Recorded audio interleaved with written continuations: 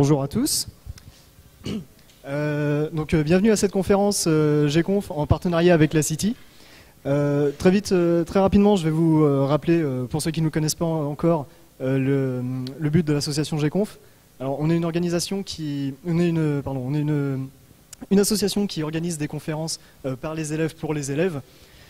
En général des conférences assez techniques ou plus générales. Voilà, vous pouvez voir plus d'informations sur notre site gconf.fr ou ajouter notre agenda agenda@gconf.fr sur Google Agenda. Tout simplement dans le lien, dans la textbox que vous avez en bas à gauche de Google Agenda, dans la petite textbox de Autre Agenda. Vous pouvez nous envoyer des mails de questions à contact@gconf.fr si vous avez besoin de plus de précisions ou simplement pour en savoir plus sur l'association. Voilà, je laisse la parole au conférencier et je vous souhaite une très bonne conférence.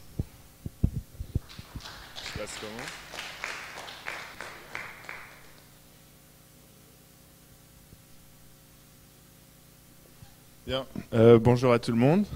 Je suis encore élève, je suis de la promotion 2013. Donc je m'appelle Julien Lehen. Vous allez sûrement le remarquer encore pendant tout le reste de la conférence, mais je me mélange beaucoup entre l'anglais, qui est la langue dans laquelle je travaille, et le français, qui est le pays où j'habite. On le voit dès la slide de titre, avec un titre en anglais, mon nom en français, une date en anglais, le reste en français, et ça ne va pas arrêter. Donc pardonnez tous les anglicismes. Mais je vais essayer de vous présenter donc aujourd'hui High Frequency Trading, le trading à haute fréquence, si on essaie de revenir au français. Et je vais essayer de faire une sorte de plan en zoom. Donc en gros, je vais essayer de parler de manière très très générale du monde de la finance, en parlant un peu d'histoire pour faire plaisir à Michel Petit. Et ensuite, je vais zoomer sur dans le monde de la finance, quel est le trading à haute fréquence. Ensuite, je vais zoomer encore plus vers quelle est ma compagnie, IMC. Et ensuite, je vais zoomer sur moi, mon expérience et la petite partie égocentrique où je me la pète. Je conclurai à la fin en essayant de vous laisser un bon message à ramener chez vous. Donc comme je le disais, je commence par le monde de la finance. Et je vous ai promis une partie Michel Petit, donc ça commence avec de l'étymologie, d'où vient le mot finance. Et en plus, on peut être fier, ça vient du latin finis, c'est du français qui vient de ce même mot latin, fin. Et en fait, la finance, c'est toujours une question de dette et mettre fin à sa dette une fois qu'on a remboursé et qu'on ne doit plus rien. Ça existe depuis toujours, donc l'histoire de la finance, je pourrais la commencer au tout début de l'histoire, même de la préhistoire, puisque déjà les hommes préhistoriques s'échangeaient une peau de mammouth contre ta femme. Et du coup, ouais, on peut déjà parler de finance à la préhistoire. La monnaie, au début, on pouvait s'échanger une tête de vache, une vraie vache, du sel. Ensuite, on a eu des pièces d'or. Et maintenant, on passe au virtuel, donc avec des échanges où la monnaie n'est même plus tacite. Et des choses comme Bitcoin, où vraiment la monnaie est complètement virtuelle. Alors voilà un peu plus d'histoire, quelques dates. La première chose qu'on pourrait considérer un échange à Paris, c'était le Grand Pont de Paris, où il y avait des gens qu'on appelait les changeurs. Et c'est ce qui a donné le nom à ce pont, le pont au change. Et ensuite, l'histoire de la finance, en gros, elle est marquée par les cracks. C'est un peu ce dont les gens se souviennent, c'est quand tout se casse la gueule. Et en gros, ce qui se passe, c'est un peu toujours la même chose. C'est les gens qui se réalisent qu'un prix, il est un peu haut. Du coup, le prix descend un peu. Les gens commencent à avoir peur de ce prix qui descend. Du coup, ils veulent vendre plus. Mais plus il y a de gens qui vendent, plus le prix descend. Et plus le prix descend, plus il y a de gens qui veulent vendre. Du coup, ça chute complètement, ça explose complètement. Et le premier crack, en fait, c'est la tulipe en Hollande. Et en fait, le prix d'un bulbe de tulipe était assez énorme. Apparemment, à l'époque, pour un bulbe de tulipe, on pouvait se payer un carrosse avec les chevaux et le chauffeur. Et du coup, un jour, les nobles se sont rendus compte que c'était complètement ridicule et les prix ont complètement chuté. Bon, après, on rentre dans le vrai monde de la finance tel qu'on le connaît aujourd'hui à la fin du XVIIIe siècle, avec la création de Wall Street, Dow Jones, qui est un indice. Et ensuite, voilà, plus de cracks. Donc le jeudi 24 octobre 1929, ce qu'on appelle le jeudi noir. Le lundi 19 octobre, c'est le lundi noir et à chaque fois, c'est la même histoire. C'est des prix qui descendent un petit peu et en fait, la peur des gens qui fait que tout descend encore plus vite. Ensuite, la création de plus d'indices. Donc, ce qu'on appelle ces indices, c'est une façon de regrouper plusieurs prix pour se donner une indication rapidement de savoir quel est le niveau global d'un marché. Et en 1971, la création du premier échange informatisé auquel les gens peuvent se connecter et plutôt que crier, utiliser des ordinateurs et des algorithmes pour faire du trading. En 2000, c'est la création de Euronext, donc c'est un marché en Europe qui regroupait Paris et d'autres. Alors l'évolution des marchés, ce qui est intéressant, c'est de voir que les marchés aujourd'hui, ça marche plus du tout comme ce qu'on voit dans les films. Ce qu'on voit dans les films, il y a beaucoup de traders, ils sont dans une grande salle et puis ils crient, ils ont leur petit calepin, ils sont au téléphone, ils se font des signes de la main pour dire je vends, pour dire j'achète, ils crient un prix, ils essayent de se jeter dessus. Et en gros, il y a eu une grosse révolution avec l'informatique, l'utilisation des réseaux, des ordinateurs et de tout ça pour faciliter les échanges. Ça devient plus rapide, c'est aussi anonyme, on n'a plus besoin de se rendre physiquement à l'échange pour faire ça. Et on peut faire beaucoup plus de transactions et tout est plus facile comme ça. Alors comme je disais que l'histoire elle est marquée par des cracks, ça existe toujours. Et donc en 2010, il y a eu ce que les gens appellent le flash crash, où en fait, une fois qu'on est passé dans le monde de l'informatique, ce qui s'est passé, c'est comme toujours, c'est un bug. Et du coup, il y a un algorithme quelque part qui a voulu vendre beaucoup trop d'un produit. Du coup, le prix a descendu. Et ensuite, il y a des boîtes qui automatiquement, quand ils voient un prix qui descend, ont des réactions qui se font automatiquement. Et tout ça, c'est passé beaucoup plus rapide. Et donc, en l'espace de quelques secondes, les prix ont complètement chuté. Et quelques secondes plus tard, les gens se sont rendus compte de l'erreur et c'est revenu à la normale. Donc c'est pour ça qu'on appelle ça le flash crash, parce que ça s'est passé en quelques secondes, ça a chuté complètement, dégringolé et est revenu à la normale très rapidement. Alors on peut trader, on peut s'échanger un peu tout et n'importe quoi. La première chose, c'est tout ce qui est physique. Donc on peut s'acheter du blé, on peut s'acheter de l'or, on peut s'acheter un peu de tout. Et ensuite, ce qui est plus intéressant, c'est tout ce qui est produits financiers. Donc les actions, les obligations, les devises, donc c'est les monnaies. Et les indices dont je vous parlais plus tôt, donc c'est regroupement de plusieurs autres produits. On peut aussi se les échanger sur les marchés. Et ensuite, il y a tout ce qu'on appelle produits dérivés. Et c'est un produit qui est basé sur un autre produit. Et c'est là que ça devient assez intéressant et que nous qui voulons écrire des algorithmes, on peut commencer à s'amuser. Parce qu'on a un produit et son produit varie. Et on a un autre produit qui est basé sur ce premier produit. Du coup, il y a des choses qui se passent entre ces deux produits qu'on peut analyser et qu'on peut essayer de se faire de l'argent avec. Le but de tous ces produits, en général, c'est de couvrir un risque. Donc, quand on parle d'options ou de futurs, c'est de couvrir ce risque que les prix escaladent complètement ou dégringolent complètement en se disant « je préfère dépenser un peu d'argent maintenant pour me garantir un prix plus tard ». Mais ce prix que je me garantis et la durée après laquelle je me le garantis, bah cet nouvel objet a un prix, et ce prix-là, on peut aussi se l'échanger. Alors il y a une première façon d'utiliser ces échanges, c'est ce qu'on appelle la spéculation. Et en gros, c'est le principe tout compte, se dire je veux acheter bas et revendre haut. Et en fait, on peut faire ça dans tous les cas. Que les prix montent ou descendent, on peut le faire. Si les prix montent, on achète au début, et puis on attend, les prix montent, et quand ça a bien monté, on revend. Et puis on se fait de l'argent sur la différence. Et s'ils descendent, en fait, sur les échanges, on peut vendre avant d'avoir acheté.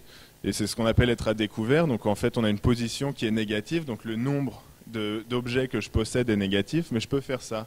Donc si ça descend, en théorie, on pourrait juste vendre beaucoup quand le prix est élevé, attendre que ça descende et racheter ce qu'on a vendu plus tard. Mais en gros, c'est un pari, c'est risqué, parce qu'à n'importe quel moment, on ne peut pas savoir si le prix va dégringoler ou va escalader. Il peut être en train de monter, du coup, on espère. Et c'est ce qu'essaie de montrer cette image qui est humoristique. En fait, cette image, elle a sûrement été faite par quelqu'un qui prétend être un investisseur intelligent. Donc c'est quelqu'un qui fait de la spéculation, mais il espère ne pas prendre tant de paris que ça. Du coup, lui, il se fixe une ligne, qui est cette ligne. Et peu importe ce que les prix font, il se force de ne jamais vendre en dessous de la ligne ou de jamais acheter au-dessus de la ligne. Du coup, la personne qui a fait cette image que j'ai juste repris de l'internet, elle est toute fière de se dire, moi, vu que je suis toujours en dessous de cette ligne quand j'achète et que je suis toujours au-dessus quand je revends, je peux me faire un peu d'argent ici. Et il se moque des mauvais spéculateurs. Et en fait, c'est de se dire qu'il y a cette ligne après laquelle le spéculateur, il se dit, bon, ça commence à monter, il se dit, ah, je suis pas trop sûr, ça monte, mais peut-être j'attends un peu parce que ça risque de redégringoler. Ensuite, vu que ça continue de monter, il se dit, ah non, là c'est vraiment en train de monter, du coup j'achète et je revendrai plus tard. Du coup là il achète et il est content parce qu'il vient d'acheter, ça continue de monter, du coup il est super content, il continue d'acheter, donc c'est cette période qu'ils appellent greed, où en gros il est tellement content d'avoir acheté des trucs qui montent qu'il en achète plus, et on arrive en haut et là tout d'un coup les prix vont redescendre. Et du coup, au début, il se dit non, c'est pas possible, ce produit il est bien, je sentais qu'il était bon, du coup, il les garde, jusqu'au moment où ça descend en dessous de là où il avait acheté. Du coup, ça a dégringolé, là, il panique, il se dit merde, merde, merde, mon truc, ça vaut plus rien, il essaie de tout vendre. Du coup, il se retrouve à vendre à ce moment-là, et au final, il a perdu de l'argent. Donc c'est vraiment un pari de se dire, voilà, j'achète à ce moment-là, mais je ne sais pas si ça va monter ou ça va descendre, je ne sais pas quand commencer à acheter, quand arrêter, quand commencer à vendre et quand arrêter. Donc c'est évidemment pas ce qu'on veut faire. Donc ça, c'est une présentation simplifiée de comment on voit un produit sur un échange. Donc j'ai pris l'exemple d'un sandwich, un exemple bien épithéen. Et en gros, ce qu'on voit, c'est deux côtés, ce qu'on appelle le bid et l'ask. Bid, c'est l'offre d'achat. Donc je vais essayer de l'expliquer clairement. En gros, sur chaque ligne, à gauche de ma main, sur chaque ligne, il y a un volume et un prix. Ce prix, c'est le prix que les gens sont prêts à payer pour acheter un sandwich. Donc ici, il y a soit 142 personnes qui veulent acheter un sandwich, soit une personne qui veut acheter 142 sandwichs, soit n'importe quelle composition. Mais si je voulais vendre 142 sandwichs maintenant, le prix auquel je pourrais les vendre immédiatement, c'est 9,98. Et en dessous, il y a d'autres niveaux pour savoir aux prix qui sont un peu moins compétitifs, quels sont les volumes. Et pareil de l'autre côté, donc les gens qui vendent des sandwichs, ils veulent les vendre à au moins 10,02 €. Et il y a 521 sandwichs en vente à ce prix-là. Du coup, si je veux acheter, la colonne qui m'intéresse, c'est la colonne de vente et qui montre combien de sandwichs sont vendus et à quel prix. Et donc, ce qu'on appelle le spread, juste pour le petit point de vocabulaire, c'est la différence entre le meilleur prix d'achat et le meilleur prix de vente. Donc, dans ce cas-là, c'est 4 centimes. Donc maintenant, ce qu'on voudrait, c'est estimer la valeur d'un sandwich. Et c'est pas si évident que ça, parce qu'on prend quel prix? Combien ça vaut un sandwich si c'est ça les prix qu'il y a sur l'échange? On ne sait pas. On pourrait se dire, bah, le prix c'est 9,98 parce que si je veux vendre un sandwich, c'est à ce prix-là que je pourrais le vendre. Donc si j'ai un sandwich, ce qui vaut c'est 9,98. On pourrait aussi se dire que c'est 10,02. Ensuite, on pourrait se dire, non, je prends la moyenne. Donc en ce moment, un sandwich, ça vaut 10 €. Et bien sûr, dans les compagnies qui font du trading, il y a des méthodes beaucoup plus évoluées. Donc la moyenne coefficientée qu'en est une. Ce qui est intéressant de voir, c'est que les coefficients, c'est pas 142 pour 9,98 et 521 pour 10, mais c'est l'inverse. C'est 142 pour 10,02 et 521 pour 9,98. Ça paraît un peu contre-intuitif, mais en fait, s'il y a plus de gens qui veulent vendre des sandwichs, c'est plus facile d'acheter des sandwichs. Donc le prix d'achat a plus de force, en gros. Et c'est pour ça que la moyenne, on la coefficiente de manière inversée. Et ensuite, il y a beaucoup d'autres méthodes qui sont de considérer les niveaux qu'il y a en dessous, ou alors d'ignorer le premier niveau, parce qu'on se dit que ce premier niveau, il bouge tellement vite qu'on s'intéresse plus au reste du book. Ensuite, il y a ce dont je parlais un peu plus tôt, et ce qu'on appelle la corrélation. Donc c'est les liens qu'il y a entre plusieurs produits. Donc c'est évident dans le cas des produits dérivés, qu'entre le produit sous-jacent et le produit qui est basé sur ce sous-jacent, il y a des liens. Et donc les traders, ils peuvent passer leur journée à étudier cette corrélation, voir quels prix sont liés à quel prix, et quand l'un monte, est-ce que l'autre descend, est-ce que l'autre monte, etc. Il y a aussi une corrélation qui est très forte entre un même produit à différents endroits sur la planète. Et donc on peut étudier tous ces liens et essayer d'en profiter. Donc je vais essayer de pousser l'exemple du sandwich un peu plus loin. Alors voilà, on imagine, j'ai mis que 2 niveaux juste pour la simplicité. On imagine qu'on a ces 4 produits, le pain, le beurre, le jambon et le sandwich, qui sont sur des échanges. Et donc ils ont ces boucles-là. Et ce qu'il faut réussir à se rendre compte, c'est que si on imagine qu'un sandwich c'est du pain, du beurre et du jambon, si on achetait un de chaque, ça reviendrait au même que d'avoir acheté un sandwich. On peut prendre un sandwich et le décomposer. Donc si j'ai un sandwich, je peux soit vendre un sandwich, soit le séparer et vendre le pain, le beurre et le jambon. Donc ici, c'est pour ça que j'ai créé ce nouveau tableau, qui est en fait le sandwich recomposé, où en fait, dans cette colonne, dans cette case, j'ai additionné les cases correspondantes des 3 autres produits. Et donc je sais que si je veux vendre un sandwich maintenant, je peux soit le vendre à ces personnes-là qui sont prêtes à l'acheter 4,23 €, soit décomposer le jambon, le pain, le beurre, vendre tout ça séparément et ils seront prêts à payer 4,24 €. Donc je sais qu'à ce moment-là, c'est plus intéressant de décomposer un sandwich que de le vendre directement, mais j'ai toujours pas d'opportunité pour me faire de l'argent, parce que si je l'achète, peu importe comment je l'achète, c'est toujours plus cher.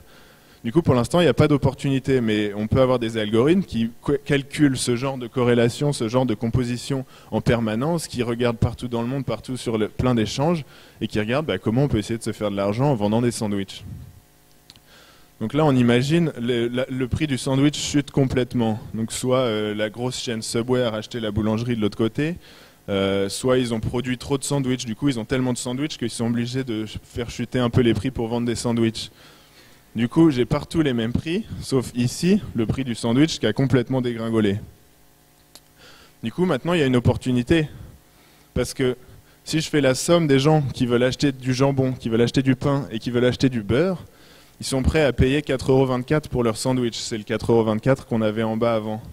Mais vu que le prix du sandwich il a dégringolé, si j'achète des sandwichs tout seul, eh ben, je peux payer que 4,12 €. Du coup, pour 10 sandwichs, je peux juste les acheter, les revendre et je me serais fait 2,20 € dans ce cas-là. Donc 2,20 €, ça paraît pas beaucoup, mais ce genre d'opportunité et de mouvement, ça n'arrête pas de se passer partout dans le monde, des millions de fois par seconde. Et du coup, en essayant de surveiller tout ce genre de petits écarts, eh ben, on peut essayer de se faire les différences. Alors ça fait une très très bonne transition vers le trading à haute fréquence. Donc qu'est-ce que c'est? J'ai regardé un peu les deux définitions qu'on donne sur Wikipédia dans nos deux langues. C'est des transactions financières, ouais, évidemment. C'est des logiciels qui se connectent aux échanges et qui essayent de vendre et d'acheter des produits automatiquement. C'est exécuté à grande vitesse. C'est à très grande vitesse. Tout compte dans ce genre de boîte. On essaie d'être juste à côté de l'échange pour avoir la meilleure connexion. Et en général, notre temps de réaction entre une opportunité qui arrive et le moment où on se lance pour l'acheter, vu qu'on n'est pas les seuls à essayer de faire ça, ça se compte en nanosecondes de nos jours. C'est des technologies qui sont très très sophistiquées. Et c'est intéressant de voir la deuxième ligne du Wikipédia en anglais qui dit qu'on entre et on ressort de nos positions très vite. Alors ce qu'on appelle la position, c'est combien d'un objet je possède. Du coup, si j'achète les 10 sandwichs, tant que je ne les ai pas revendus de manière décomposée, je suis long d'une position de 10 sandwichs. Si je vends des sandwichs alors que j'en avais pas encore, je suis à une position de moins 10 sandwichs. Et je suis short en sandwich. Et en fait, une position, c'est un risque. Comme je l'expliquais dans la slide avec la spéculation, si j'ai une position...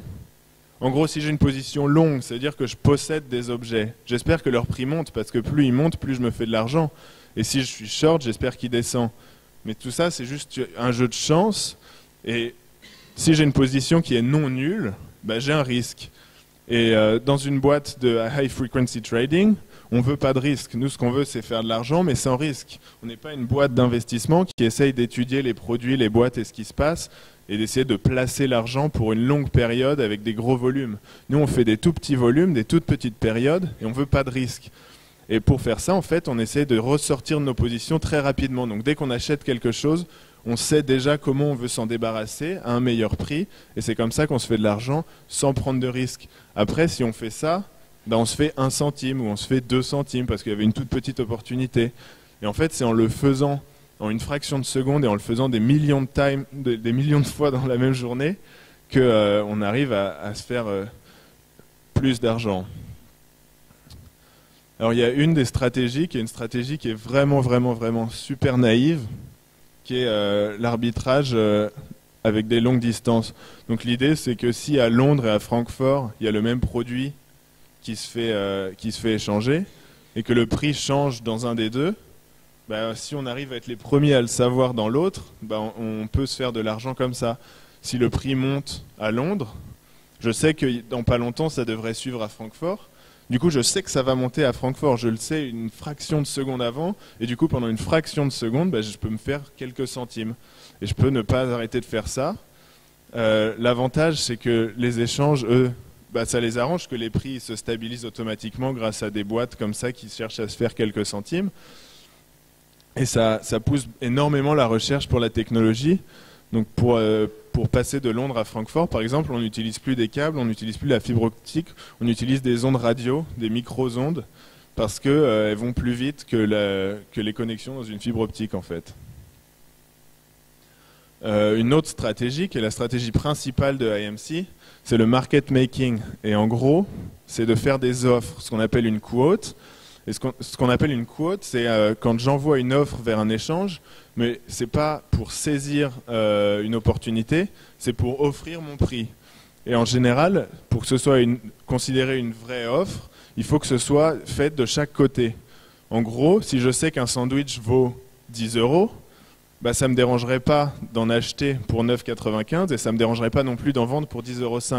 Donc l'idée, c'est vraiment de savoir, moi, quel est le prix juste pour ce produit. Donc on a des gros algorithmes qui n'arrêtent pas de tourner et qui essayent de savoir combien vaut un produit. Et ensuite, on offre de l'acheter pour un petit peu moins ou de le vendre pour un petit peu plus. Et c'est pour ça qu'on appelle ça fournir de la liquidité. Faut peut-être que je définisse liquidité. Du coup, en gros, ce qu'on appelle liquidité, c'est la facilité qu'aurait quelqu'un de vendre ou d'acheter, à peu importe le prix, à tout moment. Du coup, s'il y a beaucoup de gens qui ont des offres, eh ben, c'est facile d'échanger des gros volumes parce qu'il y a des gens contre qui échanger. Et les market makers, ce qu'ils font, c'est qu'ils savent quel est leur prix, ils proposent d'acheter ou de vendre légèrement plus ou légèrement moins, et du coup, ils permettent au marché d'avoir plus d'opportunités, plus d'échanges. Et si nous, on voit que le prix il est injuste, eh ben, on achète les gens qui ont le mauvais prix ou on vend en fonction de comment ils sont décalés par rapport au prix qu'on considère juste. Et donc, les avantages, il est pour nous d'avoir confiance en nos prix. Et du coup, on se repose sur personne d'autre que juste nous et nos algorithmes de valuation des produits. Et pour les échanges, en fait, c'est aussi intéressant parce que ça provient de la liquidité. Du coup, les autres acteurs du marché, ils ont plus de facilité à vendre ou acheter à des prix qui sont plus compétitifs. Du coup, c'est pour ça que j'écris « Tout le monde est content ». Comme je l'expliquais plus tôt, c'est des exécutions qui sont très rapides et on garde des toutes petites positions et pour très peu de temps. On ne veut vraiment pas prendre de risques. Et en gros, si j'achète un sandwich, pour revenir à l'exemple, tant que j'ai pas revendu l'équivalent du sandwich à un prix plus bas, j'ai toujours pas fait d'argent, j'ai juste gagné des sandwichs. Et tant que j'ai pas revendu ce que j'ai acheté ou acheté ce que j'avais déjà vendu, c'est toujours pas de l'argent que j'ai, c'est soit des sandwichs, soit un manque de sandwichs. Et il faut aussi savoir que ce genre de boîte, ça représente une activité énorme sur les marchés. C'est 90% des ordres, donc c'est 90% de chaque transaction qui est effectuée dans le monde. On estime que c'est dans des boîtes de high frequency trading, et donc 30% du volume. Donc l'écart, il s'explique parce que les ordres qu'on fait ont des plus petits volumes, comme je le disais, mais 90% des ordres, c'est quand même impressionnant. C'est-à-dire que dans une journée, 90% des transactions qui se passent sur les échanges impliquent au moins un market maker à haute fréquence. Alors pourquoi moi j'aime ça ?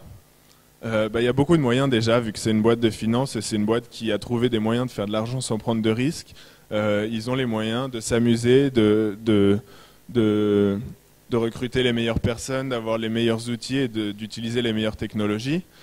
Et vu que le but c'est toujours d'être les premiers, vu qu'il y a il y a des dizaines de boîtes comme ça qui font la même chose dans le monde, et quand il y a un décalage du prix du sandwich, il y a une demi-seconde ou même pas, ça se compte en nanosecondes pour se faire les quelques centimes qu'il y a à se faire sur un sandwich. Du coup, il faut vraiment être à la pointe de la technologie, donc ces ondes radio dont je parlais, le FPGA pour avoir des temps de réponse qui se comptent en nanosecondes. On peut expérimenter, on peut être innovant, et tout ça, c'est encouragé, et c'est des boîtes où c'est fun de travailler. Après, il y a d'autres gens qui n'aiment pas ce genre de boîte, et c'est important d'en parler.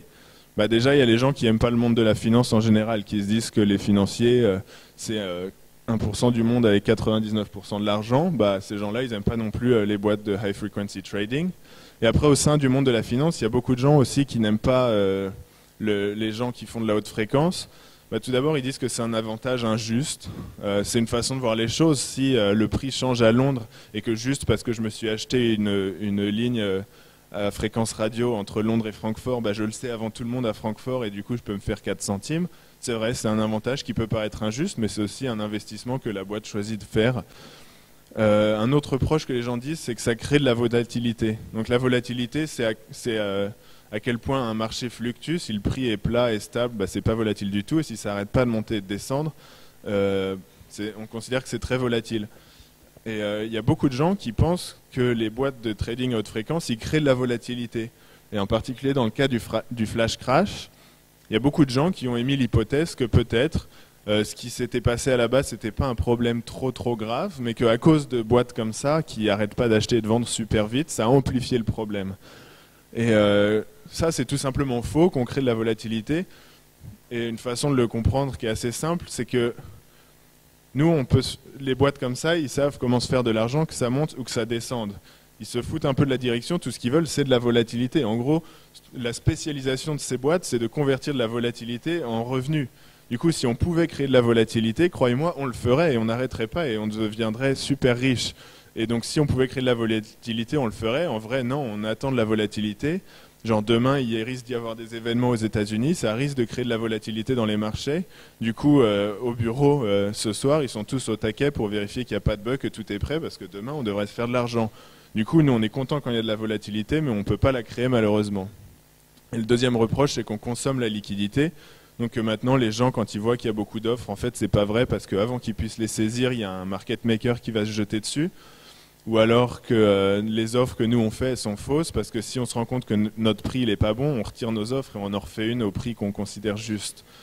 Et là encore, c'est pas tellement vrai, parce que les offres qu'on voit, on les prend pas sous le nez des gens, c'est juste qu'on sait que c'est des offres avant eux. Et en plus, on est des market makers, donc on fait de notre mieux pour offrir de la liquidité au marché. Et donc voilà, ces craintes que, de mon point de vue, je ne trouve pas justifiées, sont quand même des craintes qui existent du monde de la finance. Ça crée beaucoup de règles, ça fait qu'il y a beaucoup de gens qui nous surveillent, qui regardent si on se comporte bien. Il y a aussi des boîtes qui sont un peu malpropres, qui essaient de manipuler le marché. Donc vu qu'on peut aller très très vite avec des très très gros volumes, on peut juste mettre un super gros volume pour manipuler les prix, que ça change un peu les prix, et ensuite profiter de ce changement de prix et vite retirer notre offre, vu qu'on est plus rapide que tout le monde. Vous me croyez pas, ou pas, dans ma boîte on le fait pas, mais c'est vrai que c'est arrivé. Il y avait une boîte qui s'appelait Optiver, qui s'appelle toujours Optiver, et qui avait un algorithme qu'ils appelaient le Hammer.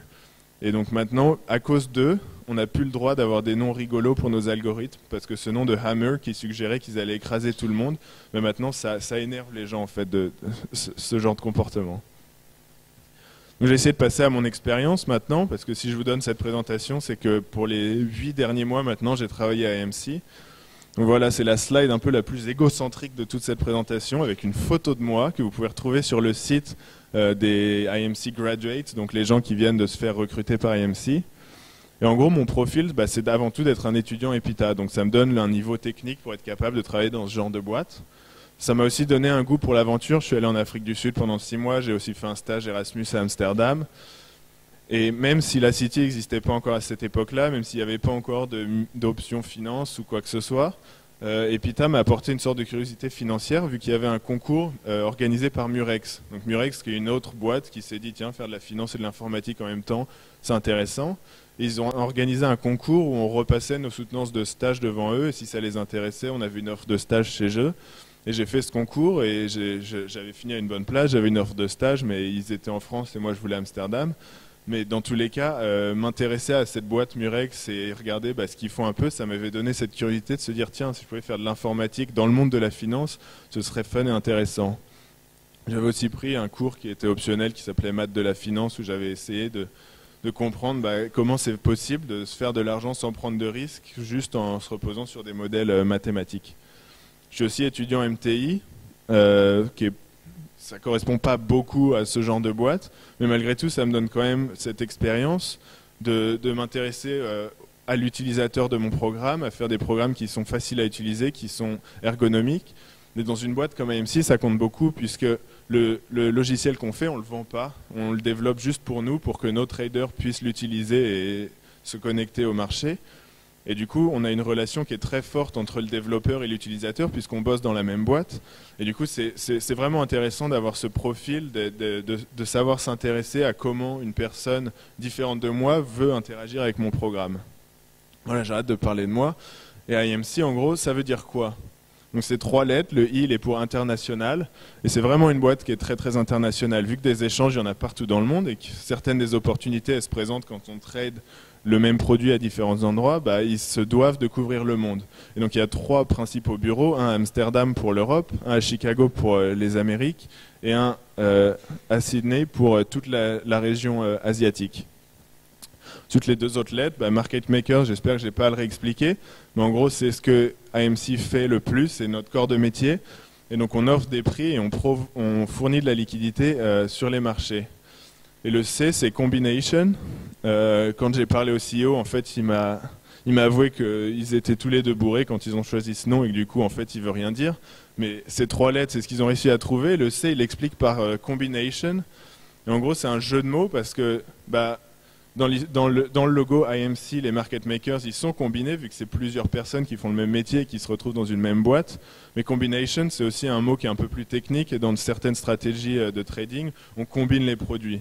Et donc c'est pour ça qu'ils ont essayé de rajouter un C pour IMC. Alors l'histoire, elle recouvre un peu la même histoire que je vous ai fait au début, l'histoire de la finance, vu que ça a été fondé en 1989. Et à l'époque, c'était une boîte de trading complètement classique. Donc ils étaient physiquement à l'échange en train de crier leur prix, en train de dire je vends, j'achète. Et c'était juste une firme de trading comme les autres. Et très tôt, en fait, ils ont vu l'intérêt de l'électronique, ils ont basculé très vite, et c'est devenu maintenant un leader mondial pour tout ce qui est à haute fréquence. Alors aujourd'hui, c'est plus de 500 employés dans les 3 bureaux que je vous ai dit. Je dis principaux parce qu'il reste encore 2 plus petits bureaux à Zug en Suisse et à Hong Kong. Et en fait, c'est 2 firmes. Une qui est Financial Markets, et c'est celle dont je vous ai parlé, c'est celle où je travaille, et c'est la firme principale qui fait à peu près toute l'activité du trading à haute fréquence, et Asset Management qui est plus une boîte d'investissement classique où on se dit voilà, autant faire un peu tous les corps de métier de la finance. Et donc le bureau d'Amsterdam, c'est 200 personnes. On est au World Trade Center de Amsterdam, c'est un joli bâtiment, et on couvre un peu tous les échanges européens et des échanges coréens qui sont ouverts la nuit là-bas, donc c'est le jour pour nous et du coup c'est intéressant pour nous de travailler depuis Amsterdam. Alors le rôle de Software Engineer, c'est un rôle qui est très très très global. Et ce que j'ai fait depuis que je suis arrivé à AMC, c'est plein de choses très très différentes. J'essaierai de détailler quelques projets après. Mais en gros, c'est de s'occuper de systèmes et de réseaux. Il y en a beaucoup. On a beaucoup de data centers. Ils sont pas gros, ils sont tout petits, mais on en a beaucoup parce qu'on a besoin d'être à chaque fois tout près de l'échange pour avoir la meilleure connexion. Du coup, on a plein d'endroits à s'occuper. On a des centaines de déploiements qui tournent en permanence pour essayer de se connecter à plein de marchés et faire plein d'argent. Et donc on fait du scripting et beaucoup de programming. Pendant que j'étais là-bas, j'ai fait surtout du Java. Il y a aussi du C++ maintenant et il y a une petite équipe qui fait du FPGA, donc pour les parties vraiment les plus rapides, la partie critique de la boucle qui doit s'exécuter très vite. Et moi, ce sur quoi je me suis concentré sur mon début du stage, c'était plus du travail opérationnel, du coup faciliter les déploiements et plus pas tant travailler sur les logiciels qui se connectent aux échanges et les logiciels de trading à proprement parler, mais tout le reste des outils dont AMC a besoin pour fonctionner. J'ai mis quelques vraies photos de l'office. Donc ça, c'est le trading desk où ils regardent un peu ce qui est en train de se passer pendant la journée. Ça, c'est dans un data center. Et donc l'embauche à AMC, comment ça se passe? J'ai commencé par envoyer un CV, et quand ils m'ont répondu que mon CV les intéressait, ils m'ont parlé sur Skype. Une fois que ça leur allait, j'ai dû faire des tests en ligne, plein de sortes de petits tests, et ensuite ils m'ont envoyé un development test, qui est une sorte de TP et Python en gros. Ensuite j'ai une deuxième interview Skype qui était pour parler de ce test, et si tout ça leur avait plu, j'avais le droit de venir les rencontrer pour 3 interviews de plus, et à la fin si tout ça leur plaisait, ils me faisaient une offre. Alors les projets sur lesquels j'ai pu bosser, le premier c'était une interface en ligne de commande pour les outils de déploiement de AMC. Donc c'était un projet très très simple où ils avaient des outils qui étaient déjà créés, mais ils n'avaient pas d'interface qui était utilisable et du coup personne n'utilisait leurs outils. Du coup c'était plus un projet d'apprentissage que vraiment un projet compliqué sur lequel passer du temps, mais ça m'a permis de découvrir quels outils ils avaient, qui était censé les utiliser, comment ils voulaient les utiliser, qu'est-ce qu'ils utilisaient à la place, etc. Donc apprendre à connaître l'entreprise, son fonctionnement et faire un premier projet utile. Ensuite, il y a une formation de départ. Et c'était une des petites surprises à AMC, c'est quand je suis arrivé le premier jour, je me suis dit je sais pas trop à quoi m'attendre. Peut-être que je vais avoir une formation, donc ils vont m'expliquer Java, comment ça marche. Ou alors peut-être que je vais tout de suite retrouver mon équipe, on va commencer à travailler. Et en fait, quand on est arrivé, ils nous ont passé des sacs comme celui-là, avec des gros logos AMC. Ils nous ont tous poussés dans des vannes Mercedes noires avec des vitres teintées.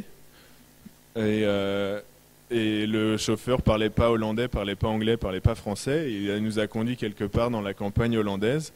Et on est descendu, il y avait une sorte de chasse au trésor avec des indices à suivre. On a dû apprendre comment faire des chaussures en bois, on a dû pédaler sur des vélos en tandem. Du coup, le tandem, c'est un super moyen de faire du team building parce que si les deux se mettent pas d'accord, on tombe. Et à la fin de la journée, on s'est retrouvé dans un restaurant où on est passé du côté de la cuisine et on a fait à manger pour le PDG de la boîte. Du coup, c'était assez fou en rentrant le soir de se dire wow, dans quel endroit j'ai atterri. Je viens de passer une journée de travail et en fait, je m'étais bien amusé, j'avais bien appris à connaître un peu tout le monde et ça, c'est vraiment une philosophie chez AMC et en plus dans les autres boîtes, c'est à peu près pareil. Vu qu'ils ont de l'argent et qu'ils veulent garder les gens avec qui ils travaillent, bah, ils s'assurent qu'on s'amuse et qu'on se plaît au boulot. Et ensuite, j'ai une formation qui commençait toujours pas par de la programmation et ils ont commencé par nous expliquer un peu le trading. Du coup, tout ce que je vous ai expliqué avant, je suis capable de l'expliquer grâce à ces formations où les gens ils s'intéressent à ce que moi je sache, bah, comment la boîte fonctionne, quelles sont nos stratégies, etc. Et ensuite, bah, plus de formation sur des trucs plus techniques. Et ensuite, un de mes projets principaux, c'était le projet de virtualisation pour toute la boîte. Et en gros, juste après cette formation, j'ai eu une semaine à bosser avec un mec qui quittait IMC. Et ce mec était responsable du projet Vimas pour l'ensemble de la boîte. Du coup, il s'occupait de toutes les virtual machines IMC, à Amsterdam, à Chicago et à Sydney. Et vu qu'il était sur le point de quitter AMC, ils avaient besoin d'un mec pour le remplacer. Du coup, ils m'ont donné une semaine, il m'a expliqué un peu ce qu'il savait. Et la deuxième semaine de travail, bah, j'étais responsable de ce projet. Et c'est une chose qui est aussi vraie pour un peu tout le monde dans la boîte et je suppose dans d'autres boîtes, c'est que les responsabilités, on les a très tôt et très vite. Et c'est pas une structure où on monte les échelons petit à petit. Et on commence junior, on devient senior, on devient manager d'une team, manager d'un projet. Ici, dès ma deuxième semaine, j'étais le lead sur un projet où je devais appeler Chicago, appeler Sydney 2 fois par semaine pour essayer de coordonner tout ça. Et les gens dont j'étais le leader sur ce projet, ils étaient mes leaders sur d'autres projets. Donc c'est vraiment une organisation où on peut travailler à n'importe quel étage de l'organisation. Donc l'idée de ce projet, en gros, c'est d'avoir des machines virtuelles qui nous servent un peu à tout ce qui n'est pas directement branché aux échanges, parce que ce qui est branché aux échanges, ça doit tourner vraiment beaucoup plus vite qu'une machine virtuelle. Mais vraiment l'idée de faire un self-service. Donc c'est pour ça que je mets cette image qui a l'air d'avoir rien à voir, mais c'est vraiment l'idée que moi, je ne sais pas exactement ce dont les gens ont besoin, mais je sais leur fournir des outils, comme ça, eux, ils se le construisent eux-mêmes. Et donc c'est vraiment l'idée d'avoir les interfaces qu'il nous faut, les mécanismes en place, pour que quand quelqu'un a besoin d'une machine virtuelle, eh ben, c'est eux qui se la préparent avec les outils que moi je prépare pour que tout ça soit facile. Donc ce qui existait avant que j'arrive, c'était une proof of concept qui était développée. Ça utilisait libvirt et il y avait juste quelques hyperviseurs KVM. Ça supportait Scientific Linux et Fedora. Il y avait une sorte de petite GUI qui marchait pas très bien. Et du coup, pendant le temps que j'ai passé là-bas, j'ai réorganisé le code, vu que c'était une proof of concept, c'était vraiment quick and dirty, c'était horrible à maintenir. J'ai fait des modules, j'ai supporté plus de choses, plus d'OS, et on a amélioré vraiment l'interface pour qu'enfin les gens puissent l'utiliser. Ça reposait sur des outils, je ne vais pas rentrer dans les détails, mais tout ce qui est réseau, tout ce qui est operating system, la configuration et les accès, tout ça, il y a des outils qui existent déjà à AMC, donc il faut apprendre à travailler avec eux et les intégrer dans la solution. Et c'est vraiment le challenge, c'est de faire ce qu'on appelle un glueware. Du coup, il n'y a pas vraiment de code complexe, mais c'est l'organisation et cette liaison entre plein d'outils qui existent qui est difficile à faire et il faut que ça marche tout le temps, partout et pour tout le monde. Ensuite, il y a eu un autre petit projet qui était le projet de Power Control Server. Et en fait, c'est inspiré de Vimas parce que les gens sur cette GUI, ils avaient les boutons Start, Stop et Reboot pour les machines virtuelles. Et ça, c'est très simple à faire, mais après, quand on a un serveur, c'est plus compliqué. Et les gens étaient séduits par cette idée que ça pourrait être un simple clic et à distance redémarrer leur serveur. Et du coup, en utilisant les interfaces de gestion, en envoyant des signaux SNMP, on a pu créer un service qui leur donnait cette possibilité. Comme je disais, AMC c'est fun. Donc d'autres exemples, il n'y a pas longtemps, il y a eu la soirée casino au bureau, donc c'était vraiment marrant de jouer au poker avec du faux argent. Et il y avait un peu tout un casino qui avait été reconstruit à l'intérieur du bureau, c'était vraiment marrant.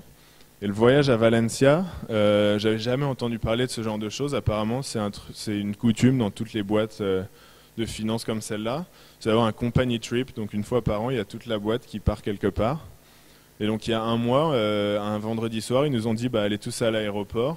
Et il y avait 2 avions charter qui nous attendaient et tout le bureau est parti à Valence. Donc on a passé 2 jours au soleil quand il commençait à faire moche. C'était bien sympa. Alors mon impression, ce qui me plaît, c'est l'ambiance, comme je viens de le dire, c'est vraiment fun, c'est vraiment cool de travailler là-bas. Il y a aussi beaucoup de challenges, c'est une entreprise qui est très très jeune. Moi j'ai 23 ans, mais en gros c'est la moyenne d'âge là-bas. Il y a très très peu de gens qui ont plus de 30-35 ans. Et c'est une boîte qui est innovante parce qu'on a besoin d'innover, on a besoin d'être les premiers tout le temps, partout. C'est une boîte qui est internationale et bien sûr c'est bien payé, c'est une boîte de finance. Par contre, ce qui me plaît moins, il faut quand même en parler, il y a pas mal de stress. Maintenant, un bug, c'est pas un utilisateur mécontent, c'est de l'argent qui est perdu. Et ça met beaucoup de pression. Et c'est aussi une boîte qui change très, et je dirais peut-être trop vite.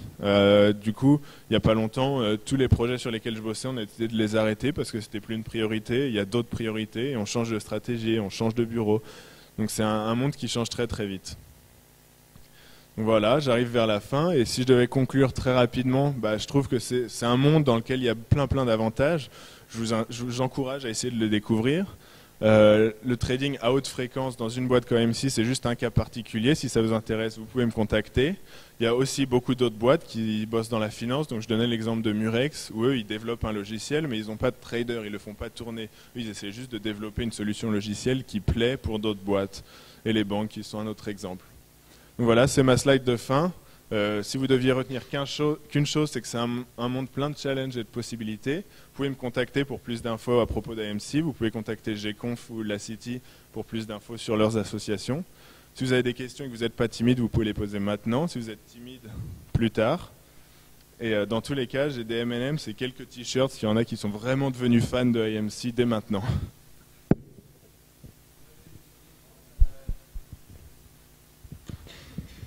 Alors, allô.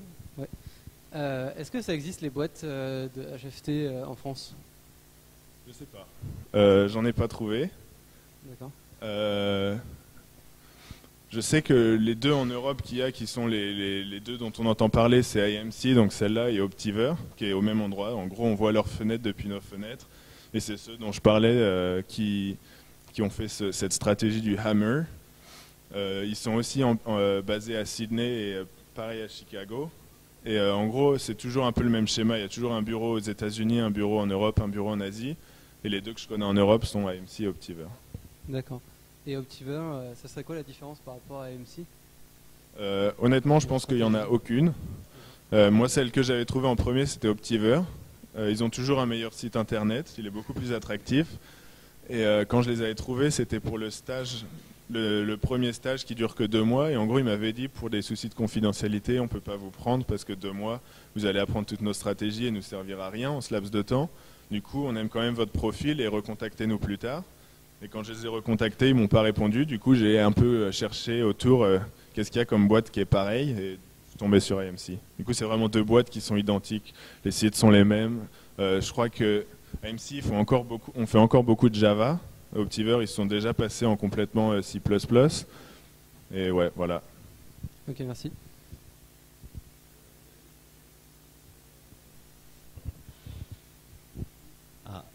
Ouais. Vous avez dit qu'il n'y avait pas de risque en fait comme ça quand c'était par informatique. Il n'y a pas du tout de risque du tout Si, bien sûr, il y en a. On essaie de faire des stratégies à peu de risques. Du coup, on veut prendre le moins de risques possible.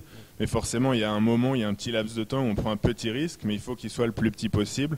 Du coup, les stratégies, à l'intérieur des stratégies, il y a ce qu'on appelle des limites de risque. Et après, il y a tous les risques qui sont plus opérationnels. Donc, si je reprends une dernière fois l'exemple du sandwich, si j'achète le sandwich avec l'espoir de le revendre tout de suite parce que les prix sont bien et que mon système crash, le temps d'être capable de revendre ce sandwich, le prix aura changé. Du coup, il y a tous les risques opérationnels de n'importe quelle boîte et les stratégies ne peuvent pas être à 0 risque, mais on les minimise le plus possible. Et du coup, il n'y a pas de risque que, par exemple, il y avait le mini crash, vous ne pouviez pas le reproduire, il ne pourrait pas se reproduire. Comment ça? Il y avait un moment où il y avait un mini crash. Le flash, pardon. Le mini flash, ce que ça pourrait arriver avec... En gros, s'il y a un flash crash, notre espoir, c'est que cet événement c'est juste un événement avec beaucoup de volatilité. Et comme je disais, la volatilité, nous, on en profite. Du coup, notre espoir, c'est que notre stratégie, elle est assez rapide pour se rendre compte rapidement du mouvement des prix. Et du coup, un crash, nous, ce qu'on espère, c'est se faire de l'argent dessus, vu que c'est juste de la volatilité. Et c'est genre demain, en fonction de ce qui se passe aux États-Unis avec la dette, ça va créer beaucoup de mouvements. Ça pourrait faire un crash ou ça pourrait faire quelque chose. Mais nous, du moment que ça bouge, on espère qu'on peut se faire de l'argent avec une stratégie low risk. Je voulais savoir, le high frequency trading, on peut le faire sur le Forex. Est-ce qu'on peut le faire également sur le CAC 40 ou pas? Je suis pas vraiment sûr des produits. Ouais, non, je sais pas. Imaginons que demain je décide de vouloir mettre 1000 euros ou 500 euros, peu importe, et m'amuser avec des petits algos en tant que particulier. Sur quelle plateforme ou sur quelle... Enfin, où est-ce que je peux me tourner pour réussir à faire ça? Je connais pas bien les plateformes pour particuliers. Par contre, si tu es un particulier avec 500 euros, ce sera pas du high frequency trading. D'accord. Et ouais, faudrait se renseigner, mais c'est plus une question de vitesse en fait. C'est plus dans ce cas-là, je pense que vu que tu es à des petites vitesses et avec peu d'argent, ce qui t'intéresse le plus pour choisir une plateforme, c'est qu'est-ce qu'ils te font payer par échange plutôt que leur temps de réponse, parce que t'es plus à une demi-seconde près avec ce genre d'algo normalement. D'accord. Et pourquoi en tant que particulier je peux pas être à une demi-seconde près justement quand je fais des transactions? Parce qu'il te faudrait de la nanoseconde et que pas forcément nano, mais déjà si je peux avec si j'ai un delta T d'une seconde ou même 5 secondes, je peux prendre des décisions. C'est plus de la haute fréquence, une seconde. Pas forcément de la haute fréquence, mais déjà je peux déjà générer un grand nombre de transactions, faire de l'algo derrière et déjà essayer d'avoir une fin. Donc ça existe, il n'y a pas de solution qui... Moi j'ai regardé rapidement sur le net. Moi je sais pas. Il y a quelques temps. J'avais pas essayé en tant que particulier. J'aurais pas envie de mettre mon argent là-dessus. C'est peut-être mon côté un peu poule mouillée où c'est facile de s'amuser avec l'argent des autres, mais non, j'avais pas essayé en particulier. D'accord, merci.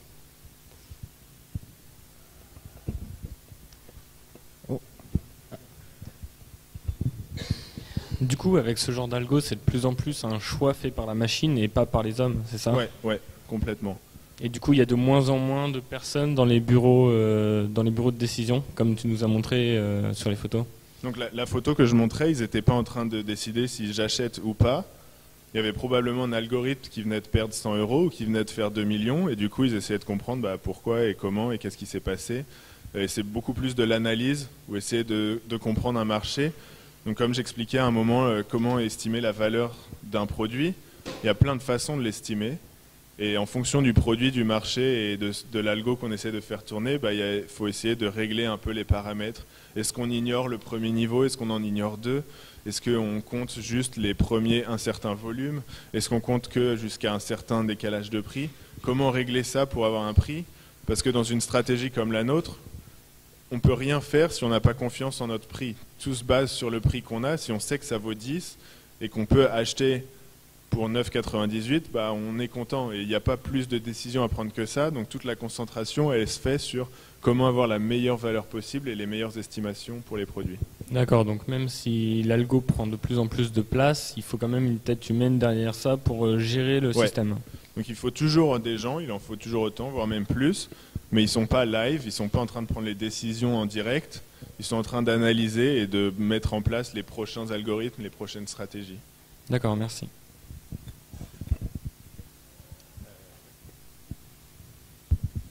Toi, tu es en MTI, c'est ça? Ouais, j'ai fini MTI. Il y a une majeure que tu conseillerais pour plutôt aller dans ce domaine? Très franchement, je regrette pas. J'ai entendu parler qu'il y avait une option maintenant orientée finance et j'encouragerais les gens à vraiment s'intéresser autant que possible à la finance, savoir que c'est un monde qui vous plaît, mais techniquement, le bagage de fin d'ingénieur, il me suffisait pour bosser dans une boîte comme ça. Et le fait de faire MTI, ça m'a ouvert l'esprit et ça a complété mon profil sur d'autres aspects. Et donc faire une spé qui est beaucoup plus technique, peut-être ça vous permettrait d'avoir un rôle qui est plus technique, plus bas niveau, plus profond que le mien. mais ça dépend un peu du profil qu'on veut dans une boîte comme celle-là, où il y a vraiment il y a des profils très matheux, où il y a les quants qui passent juste leur temps à regarder des numéros, essayer d'analyser et établir les modèles mathématiques. Du coup, prendre une spé qui est comme celle-là. Il y a des spé beaucoup plus bas niveau, où ils font du langage hardware pour essayer de graver sur des puces pour que les machines répondent le plus vite possible. Et ensuite, il y a des rôles plus comme le mien, où c'est plus le développeur général. Donc prendre l'aspect qui te plaît, et il y aura un rôle qui te plaît dans une boîte comme ça. Ok, merci. Une autre question.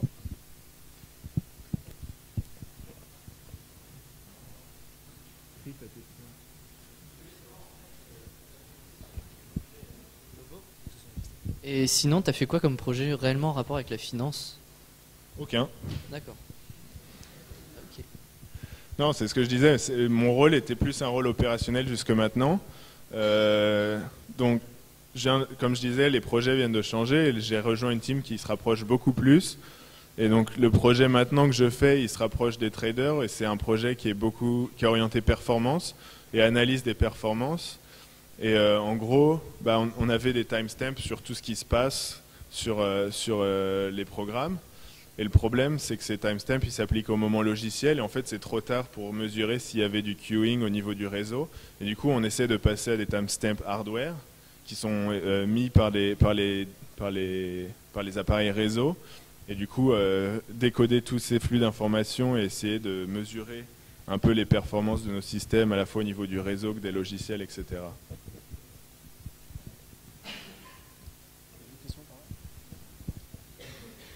Juste avant, on a une question de l'extérieur. Ouais, on a 2-3 questions de la part des gens qui regardent en live. Est-ce qu'il y a des choses qu'on ne peut pas ou on ne doit pas trader parce que c'est trop dangereux ou autre? Je ne sais pas s'ils sont trop dangereux, mais il y a des choses qui ne sont pas intéressantes pour une boîte comme AMC. Comme je disais, nous on se base sur des modèles mathématiques et c'est à ça qu'on est bon. AMC, ils sont spécialisés dans les options et ils sont très bons pour, en fonction d'un sous-jacent, avoir le prix et faire une estimation du prix de tous les produits dérivés. Donc c'est à ça qu'on est bon, et faire un produit sur lequel on n'est pas bon pour estimer le prix, c'est dangereux pour nous. Du coup, on le fait pas. D'accord, donc vous vous limitez à certains produits. Ouais. Ok. Il y avait également une autre question sur les algos justement. Est-ce qu'il y a des garde-fous entre guillemets Est-ce qu'à partir d'une certaine somme, par exemple, il y a une vérification humaine qui est obligatoire? Ouais. Donc en gros, tous ces traders automatiques, ils tournent et il y a des limites. Donc il y a plein de limites qui sont mises en fonction de volume maximum, de position maximum. Donc ce que j'expliquais, la position, ils ont un maximum duquel ils peuvent s'écarter de zéro et après lequel il faut qu'ils revendent ce qu'ils ont acheté avant de pouvoir acheter plus. Donc il y a plein de limites partout et dès que ça atteint une limite, ça s'arrête, ça alerte les gens et du coup les traders regardent pourquoi il s'est arrêté, essayent de comprendre. Et ouais, forcément il y a plein de garde-fous. Et quand je dis que ce soir les gens sont encore au bureau en train de tout préparer pour demain s'il y a du mouvement, c'est sur quoi ils se concentrent. Ils mettent tous les garde-fous pour être sûr que ça ne parte pas n'importe comment. D'accord, très bien. Le stream te dit merci.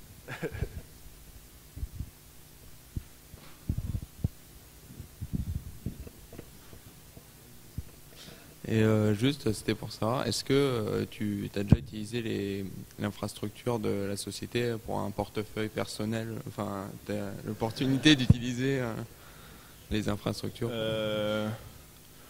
Non, tu n'as pas le droit d'utiliser cette infrastructure pour un portefeuille personnel. Tu as le droit d'en avoir un, mais tu n'as pas le droit de passer par la boîte pour le faire. Et si tu le fais, il faut que tu le déclares et il y a plein de gens qui te surveillent parce que tu pourrais avoir beaucoup de pratiques douteuses si tu as un portefeuille personnel avec l'information d'AMC. Est-ce que tu aurais une fourchette, un ordre d'idée de la durée de vie d'un algo? Parce que vu que ça va très vite, ça doit évoluer. Tout le monde essaie d'avoir le meilleur algo, les boîtes et tout. Ça doit souvent évoluer, non? J'ai pas de fourchette, mais c'est vrai que c'est un truc qu'on essaie de pousser à AMC parce que quand un analyste il a une nouvelle idée de stratégie, on lui demande de nous faire un ordre d'idée de combien ça va nous faire gagner. Et il n'y a pas longtemps, on s'est dit, plutôt que de dire combien ça va nous faire gagner, il faudrait nous dire combien ça va nous faire gagner pendant combien de temps et après qu'est-ce qui va se passer. Est-ce que ça va nous faire gagner un peu moins ou est-ce que c'est une stratégie qui va marcher pendant 3 jours et après elle ne marche plus du tout? Est-ce qu'après 5 jours, cette stratégie risque de nous faire perdre de l'argent? Et c'est un truc sur lequel AMC commence à se concentrer seulement maintenant, mais c'est de voir un peu dans tout le code qu'on a rajouté à nos systèmes, quel est celui qui ne fait plus d'argent du tout. Peut-être qu'il y en a qui nous fait perdre de l'argent. Et essayer vraiment de se dire, bah voilà, si ton idée elle va nous faire beaucoup d'argent, mais il faut qu'on l'ait dans 3 jours, ben on va l'avoir dans 1 jour et on va mettre tous nos efforts dessus. Donc vraiment intégrer la dimension du temps dans tout ce qui est estimation, c'est quelque chose de nouveau. Et aussi, est-ce que tu aurais une idée de nombre de... J'imagine c'est des chercheurs en maths qui doivent lire ça. Par exemple, dans une boîte comme AIFC, il y a combien de chercheurs en maths qui établissent justement des modèles pour acheter, vendre? Si j'essaie de parler de ce que je connais à Amsterdam, où on est à peu près 200 personnes, la répartition elle se fait à peu près un tiers technique, un tiers trading et un tiers le reste. Et dans le tiers trading, je pense que c'est un petit tiers qui fait des maths pures avec MATLAB en essayant de faire des nouvelles stratégies. Ok, merci.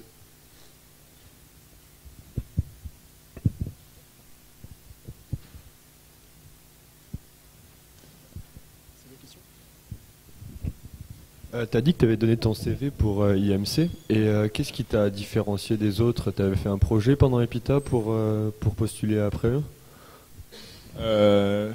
En fait, dans le stage que j'avais fait avant, j'avais fait dans un studio de jeux vidéo à Amsterdam, mais l'expérience m'avait marqué parce que quand j'étais arrivé, je pensais que j'allais bosser sur les jeux vidéo. Et quand j'ai commencé mon stage, ils m'ont dit, bah voilà, tu toucheras pas aux jeux vidéo, on a besoin d'outils et tu vas développer les outils. Et à la fin de mon stage, j'avais trouvé ça vraiment intéressant, plutôt que de travailler sur un gros produit, de travailler sur des petits outils qui rendent la vie de tes collègues meilleure chaque jour, et d'avoir un échange avec ton utilisateur qui est vraiment rapide, direct. Et je pense que c'est cette expérience, vu que là, dans le cas d'AMC, c'est pareil, ils cherchaient un mec pour bosser sur les outils et qui ne serait pas frustré de ne pas faire de trading. Je pense que ce profil leur a plu. En général, AMC, ils ne cherchent pas des gens qui ont une expérience particulière, ils cherchent juste un mec qui a l'air intelligent et après, on peut bosser avec lui. Donc tu n'avais pas développé de projet particulier pour IMC ou... Bah après, dans la liste des tests, il y avait un test de développement où il y avait un truc de calcul de distance réseau, un truc où on devait faire un pierre-feuille-ciseau et un truc où on devait faire une gestion de train avec plusieurs threads avec la concurrence pour accéder à la même voie. Et il y a un truc un type, si vous essayez d'arriver à MC et qui vous donne le pierre-feuille-ciseau. Moi, je suis parti très très loin avec des algorithmes de reconnaissance de patterns dans le passé pour essayer de prévoir les actions du joueur, etc. Et en fait, eux, ce qu'ils essaient de voir, c'est à quel point tu peux réduire le problème, un truc très simple. Et en fait, dans un pierre-feuille-ciseau, si tu n'as pas besoin d'afficher qui a joué quoi et qui a gagné, tu peux laisser le joueur jouer peu importe ce qu'il veut jouer, et un coup sur deux, tu lui dis qu'il a gagné, un coup sur deux, il a perdu. Et du coup, c'est juste une ligne. Et le but de l'exercice, c'est de voir à quel point tu peux simplifier un problème. Et moi, j'ai complètement raté cet exercice, mais bon, c'était quand même intéressant.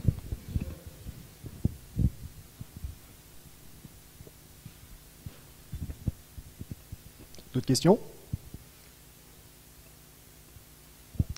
Ok. On va laisser la parole à la City.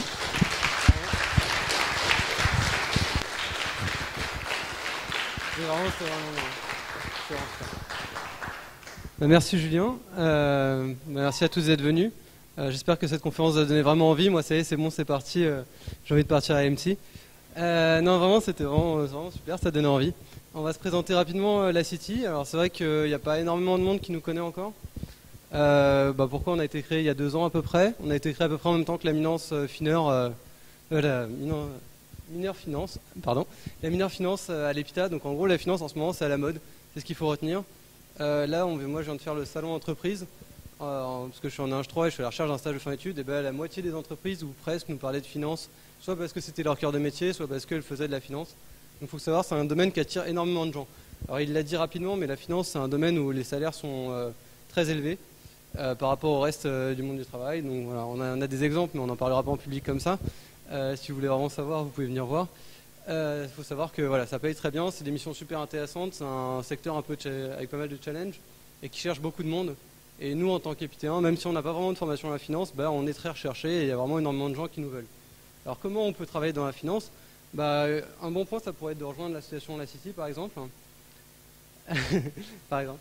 Donc voilà, nous tous, on était plus ou moins intéressés par la finance. on a rejoint cette assoce, ça nous a fait découvrir beaucoup de choses, ça nous a fait échanger. Et à partir de là, tout de suite, quand nous on recherche un stage, directement les gens sont super intéressés. Ah oui, vous faites partie de la session de finance, comment ça, etc. Et franchement, ça vous donne un petit plus, même si c'est que ça. Est-ce que tu peux passer cette station? Vas-y. Oh, c'est moi qui ai le contrôle. L'équipe, rapidement, il y a Clément Lavigne qui est vice-président qui est là. Et moi, je suis trésorier. Les autres ne sont pas là malheureusement aujourd'hui, mais vous aurez l'occasion de les voir un autre jour peut-être. Nos buts, c'était faire de la finance tous ensemble, découvrir la bourse. Ceux qui ont parlé là de si jamais ils voulaient mettre 500 €, etc., on peut voir ça tous ensemble. On peut voir si on fait des clubs, on peut faire un club de trading ensemble, on peut faire plein de choses. C'est à vous de proposer, c'est à vous de voir ce qui vous intéresse. Nous, on voulait présenter comment on peut faire de l'informatique dans la finance, parce que bon, on est quand même une école d'info, faut pas oublier. On a des intervenants, on a pas mal d'entreprises qui viennent, qui proposent des conférences. Alors, en général, pourquoi ils viennent? Ils viennent parce qu'ils cherchent des stagiaires. Donc en plus, vous, ça vous fait un contact privilégié avec eux. C'est des conférences qui sont en général très sympas. Là, bientôt, je vous présenterai les événements, mais le 6 novembre, on a Aneo qui vient, qui est un cabinet de conseil jeune, sympa, qui paye bien, qui propose des stages, et ils viennent environ une fois tous les 2 mois, ils viennent faire une conférence, et ils sont super sympas. Vous pouvez parler avec eux, ils ramènent à boire et à manger. Et voilà, je vous en reparlerai un peu plus après. Si possible, on aimerait bien faire des projets liés à la finance. Donc pour ça, on a besoin de gens. On a un projet d'automate de trading notamment, où là, le but étant de faire des algos, de voir comment on peut faire du trading automatisé. Si jamais ça intéresse des gens, on cherche toujours des gens qui sont prêts à s'investir là-dessus. Et se distinguer des autres étudiants, j'en ai déjà parlé. C'est-à-dire que moi, quand je suis en entretien avec un recruteur et qu'il voit la City, en général, la session de finance, tout de suite ça fait bien, tout de suite ça fait un plus. Et voilà, c'est un petit truc, c'est rien, mais ça peut faire le petit plus qui fera que vous décrochez le boulot que vous avez envie en fait, tout simplement. Donc nos événements, alors pour le moment, donc il y a eu ce soir, j'espère que vous avez tous aimé, moi je trouvais ça génial. Le 6 novembre, on a une conférence avec Aneo qui est sur les métiers de la finance, donc là c'est vraiment finance un peu plus générale. Eux ils sont un cabinet de conseil, ils font de tout, ils font de la MOA, ils font de la technique, ils font des trucs pas du tout techniques, toujours orientés très finance, et ils vont venir présenter avec des anciens épithéens de plusieurs promos différentes et plusieurs majeures différentes qui vont venir montrer qu'est-ce qu'ils font chez Aneo et quels sont les différents métiers. Et c'est une super idée si jamais vous êtes un peu flou, vous ne savez pas trop ce que vous voulez faire, ça coûte rien, venez, vous allez découvrir et peut-être que ça vous plaira. On va faire d'autres conférences. D'accord. On va faire d'autres... Allons-y. Full screen maintenant. On va faire d'autres conférences. Nous, le principe, c'est on se débrouille pour aller chercher des entreprises et vous nous proposez des sujets et on propose des sujets aux entreprises. Donc, si jamais vous avez envie de quelque chose, on peut aller leur demander. Enfin, vraiment, du moment que c'est sur la finance. Sinon, c'est plutôt Gconf qui va s'en occuper. Si c'est sur la finance, nous, on est prêts. Voilà. On a des concours de portefeuille virtuel. Alors là, c'est pour ceux qui veulent toucher un petit peu avec de l'argent virtuel avant de tester, de mettre leurs vrais euros avant de mettre 500 € dedans. Donc, sur des plateformes comme ABC Bourse. Par exemple, là, bientôt, on va avoir un concours. Je ne sais pas si j'ai le droit d'en parler. Ouais, j'ai le droit d'en parler. En décembre, on va avoir un concours, un nouveau concours national avec plein d'autres écoles, avec des super lots, genre des MacBooks, etc. Enfin, c'est vraiment des énormes lots à la clé. Il y aura un concours aussi interne à l'EPITA où là, ça sera plutôt un iPad, ce qui est sympa quand même. Et voilà. Et là, si jamais vous voulez tenter, c'est super addictif, c'est le genre de truc super fun. N'importe qui peut le faire, plus ou moins. Voilà. Franchement, c'est une bonne expérience pour tester qu'est-ce que c'est de faire du trading. Et CityTrade, j'en ai déjà parlé, c'est un automate de trading. Et si jamais vous êtes motivé, venez nous voir et on fera ce qu'on pourra. Voilà. Devenir membre, et rapidement, toutes nos conférences, il n'y a pas besoin d'être membre ni rien, vous pouvez venir. Maintenant, si vous êtes membre, ça fait 5 € par an, donc je pense que vous pouvez le faire, c'est un kebab. Et vous pouvez participer à tous nos concours, le concours de trading dont je parlais. Donc vous payez 5 € et vous gagnez un iPad à la fin. Moi, je dis que c'est plutôt rentable. Vous pouvez aider le bureau.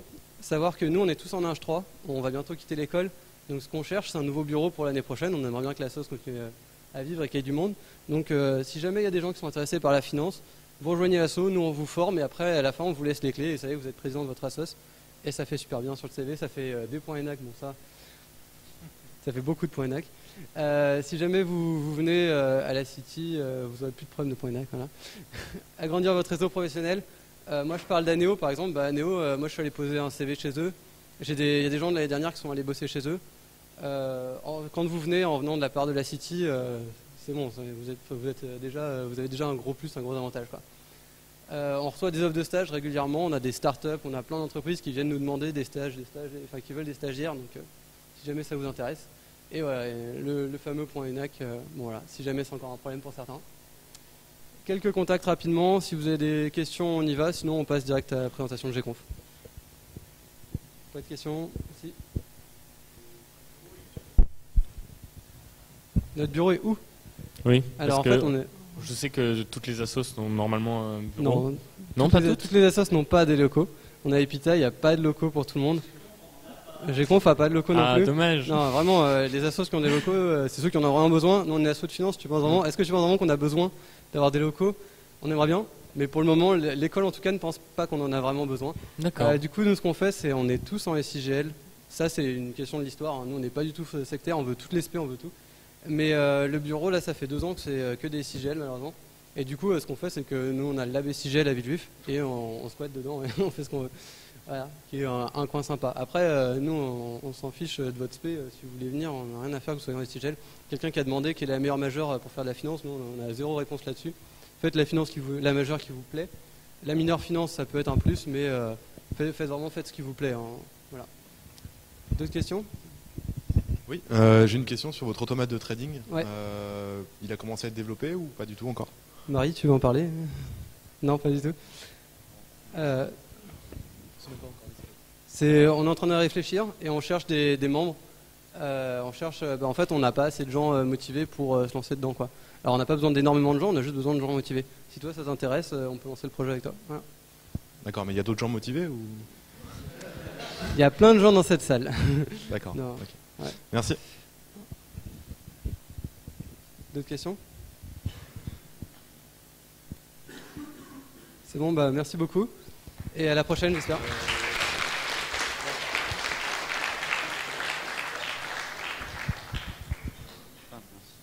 Bon, je vais faire un peu plus bref que la City parce qu'on n'a pas non plus des tonnes de choses à dire. Juste brièvement, qui est à Epita ici? Ok, qui est à Epitech? Et qui est ailleurs d'ailleurs? Ah, les parents, cool.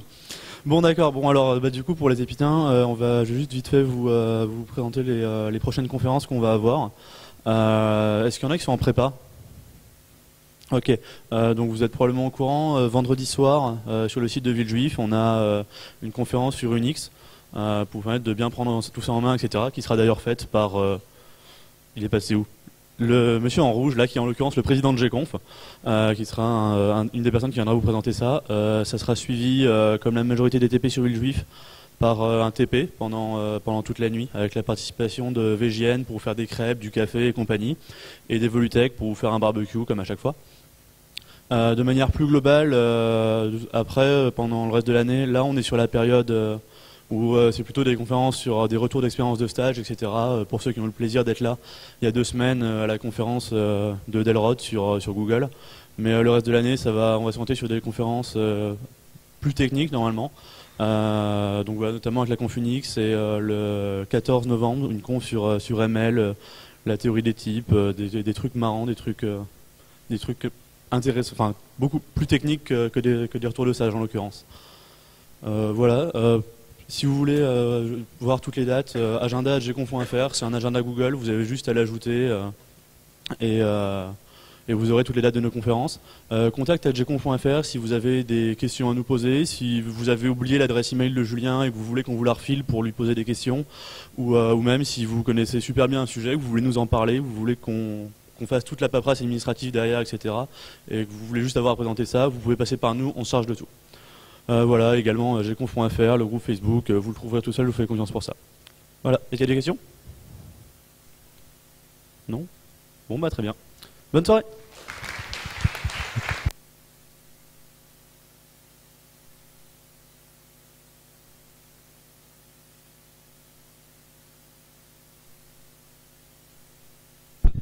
Il y a des goodies devant pour ceux qui veulent.